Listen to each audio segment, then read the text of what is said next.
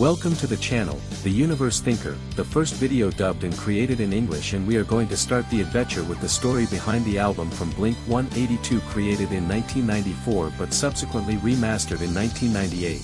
This album is very curious because some tracks from this album were subsequently added to the album Cheshire Cat that was going to be launched 1 year later, but with the rhythm of such an album, probably Buddha was considered an album because it had more than 5 tracks, which are the maximum limit that every EP may contain as an EP or demo, but this one has more than that, and to be honest with you guys, the EP is outstanding, amazing, and one of my favorite Blink-182 stuff that they had made in the early years.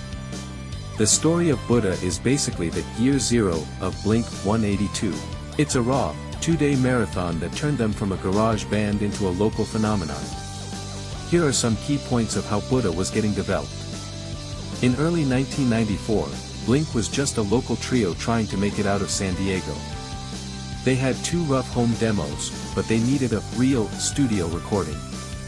Mark Hoppus worked at a record store called The Warehouse in those days. His boss, Pat Secker, wanted to start a label called Filter Records.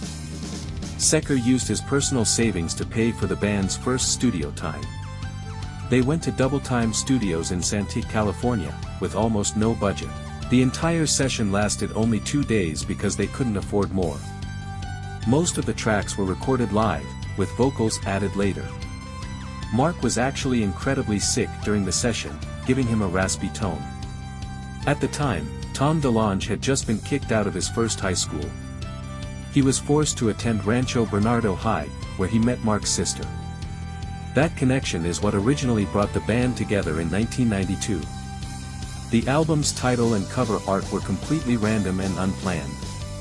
While heading to a photo shoot, Mark grabbed a small statue from his house. You can realize how basic this EP was. They were basically new in the music industry, and now I am going to show you the analysis of the tracks that are on this album. Without anything else to say, let's get to the analysis.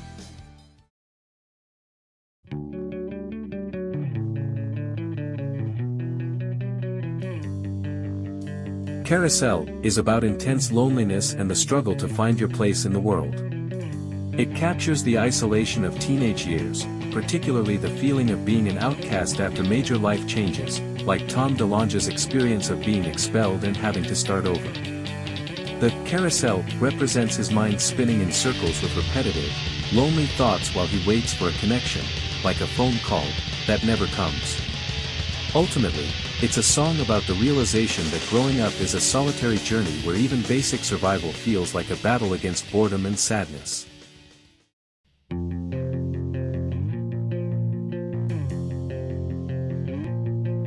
TV is a satirical commentary on media brainwashing and the mind-numbing nature of suburban life in the early 90s. The song explores the zombie-like state of a narrator who relies on the evening news to form his opinions and values mindless entertainment over real-world events. It captures the essence of slacker culture, where the highlights of the day are simply rushing home to watch game shows or sitcoms while remaining completely indifferent to global issues. Musically, it's a breakneck skate punk track that uses humor to highlight how television can strip away a person's individuality and critical thinking. It is basically a criticism from Mark Hoppus to what the television can do to the human's mind, and it can also damage when you feel all alone.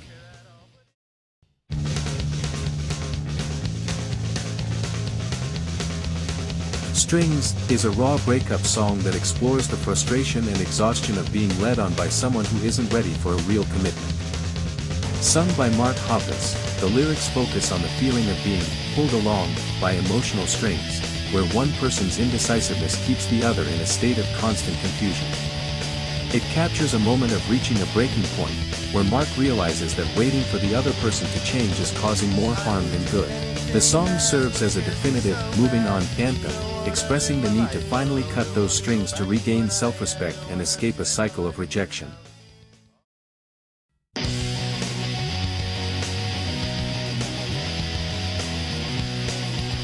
Fentuzler is a classic slacker punk anthem about unrequited love and the frustration of being stuck in the friend zone.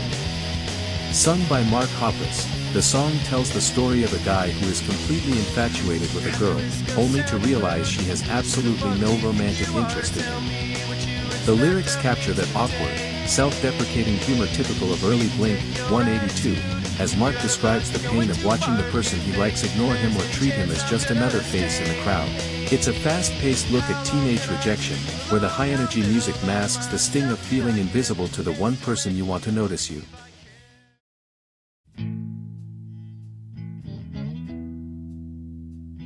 Time is a short, aggressive track that captures the raw frustration of a crumbling relationship where communication has completely broken down.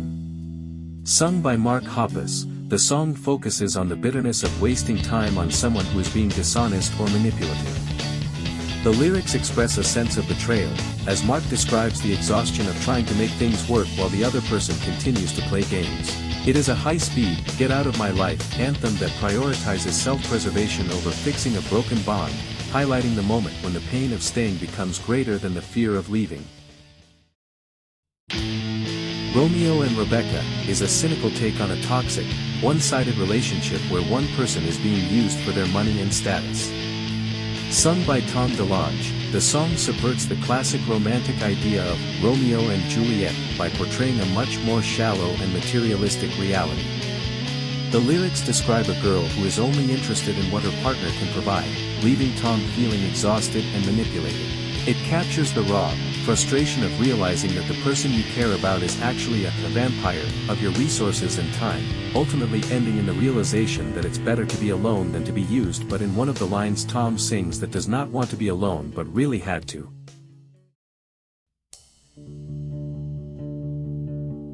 "21 Days" is a raw exploration of unrequited love and the defensive struggle to maintain self-esteem.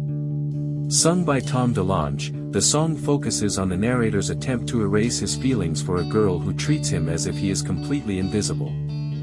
Rather than a standard breakup, it depicts the grueling process of trying to detox from an obsession while hiding his true emotions to protect his ego from further damage. The countdown represents a desperate effort to suppress his vulnerability, using the fast-paced music as a shield to mask the insecurity and pain of being ignored by the one person he wants to notice him. "Sometimes" is a vulnerable look at personal inadequacy and the fear of being a burden to someone you care about. Mark explores the anxiety of feeling like a failure or a waste of time, constantly worrying that he isn't providing enough happiness or value to the person he's with.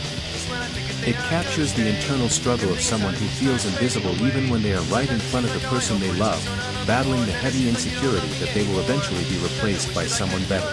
The fast, melodic pace serves as a contrast to the lyrics, which are essentially a humble confession of self-doubt and the desperate hope that, despite his flaws, he won't be let go.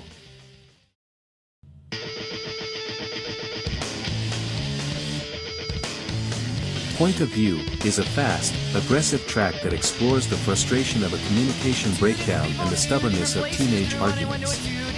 Sung by Tom DeLonge, the song captures the angst of feeling misunderstood and the exhaustion that comes from a relationship where neither person is willing to see things from the other's perspective. The lyrics depict a cycle of circular reasoning and petty conflicts, ultimately reflecting the realization that the connection is becoming toxic because both sides are too focused on being right. It uses a high-energy, raw sound to mirror the internal chaos and irritability that arise when you realize you are no longer on the same page as the person you care about. My Pet Sally uses a playful, almost nonsensical title to mask the deep frustration of being treated as something disposable. Sung by Tom DeLonge, the song serves as a metaphor for a relationship where the narrator feels less like a partner and more like a discarded pet. The lyrics focus on the sting of being ignored and the realization that the other person only provided attention when it was convenient for them. It captures the raw feeling of being kept on an emotional leash and then neglected once the novelty wears off. The high-speed, raw energy of the track mirrors the internal chaos of someone realizing they've been dehumanized and are now struggling to move on from being treated like an object rather than a person.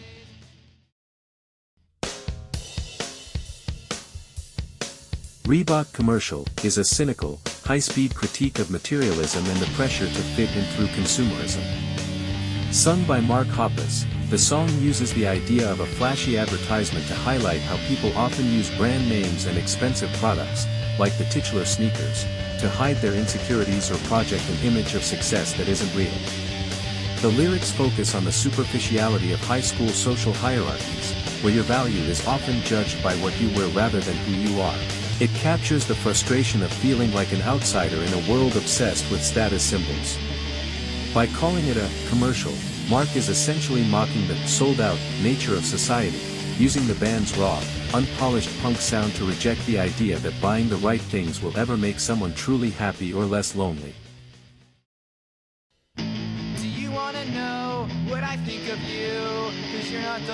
Toast and Bananas is a high-energy track that captures the specific frustration of being stuck in an unbalanced and deteriorating relationship. Sung by Tom DeLonge, the song uses the simple, mundane imagery of the title to contrast with the chaotic emotional state of the narrator. The lyrics focus on the feeling of being lied to and manipulated by someone who seems to change their personality or their story depending on the day. Tom sings about the exhaustion of trying to keep up with someone's inconsistent behavior and the realization that the relationship has become a cycle of arguments and empty promises. It's a classic example of early skate punk angst, expressing the moment when you realize that no matter how much effort you put in, you're essentially starving for real affection in a situation that has grown stale and untrustworthy.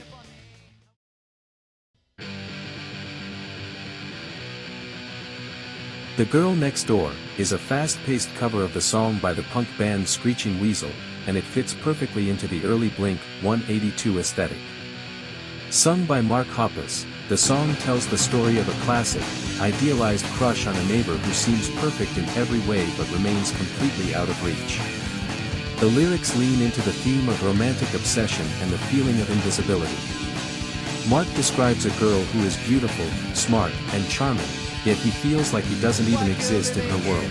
It captures that specific brand of suburban longing where the narrator watches her from afar, convinced she is the answer to all his problems, while simultaneously feeling too insecure to ever make a move. The high-energy, melodic punk sound drives home the nervous excitement and the underlying frustration of being stuck as just the guy next door, who she never notices.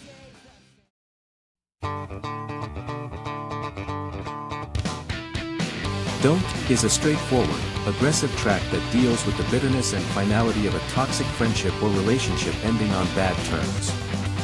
Sung by Mark Hoppus, the song is a direct plea, or rather, a demand, for the other person to stop trying to re-enter his life or manipulate his emotions. The lyrics focus on the realization that the person he once cared about is actually dishonest and self-serving. Mark expresses a sense of being fed up with the lies and the drama, using the song to draw a hard line in the sand. It captures that moment of clarity where you stop being sad about the loss and start feeling the anger of being betrayed. The fast, raw punk energy mirrors this defiance, serving as a firm rejection of someone who only brings negativity, emphasizing that he is better off moving forward alone than staying stuck in their games. This has been the full analysis of the album, Buddha, released in 1994 and then remastered in 1998 by the band Blink-182.